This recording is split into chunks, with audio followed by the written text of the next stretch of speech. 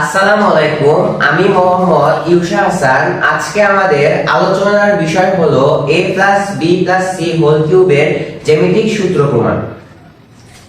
তো আমরা এই বোর্ডে দেখতে পাচ্ছি a plus b plus c whole cube equal to a cube plus b cube plus c cube plus 3a square b plus 3ab square plus 3b square c plus 3bc square plus 3a square c plus 3ac square plus 6abc। সূত্র অনুসারে আমি এখানে 27টি box বানিয়েছি। প্রথম এই brown কালারের বক্সগুলো হচ্ছে a কিউব, এটা হচ্ছে b কিউব, এটা c কিউব।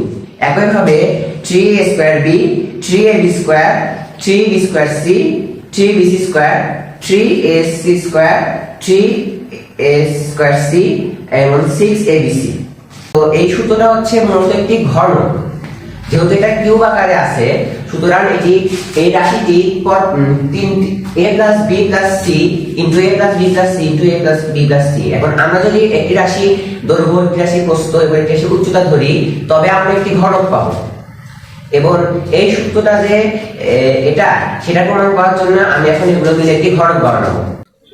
তো আপনারা দেখতে পাচ্ছেন এই 27টি বক্স ইউজ করে আমি একটি পূর্ণাঙ্গ একটি ঘনক বানিয়েছি, যার দৈর্ঘ্য দেখেন এটা হচ্ছে সি, এটা বি, এটা এ। তো আমরা a plus b plus c দৈর্ঘ্য পেয়ে গেছি। এরপর প্রস্থ সি, এই তো বি, এই এ, এটাও a plus b plus c পেয়ে গেছি।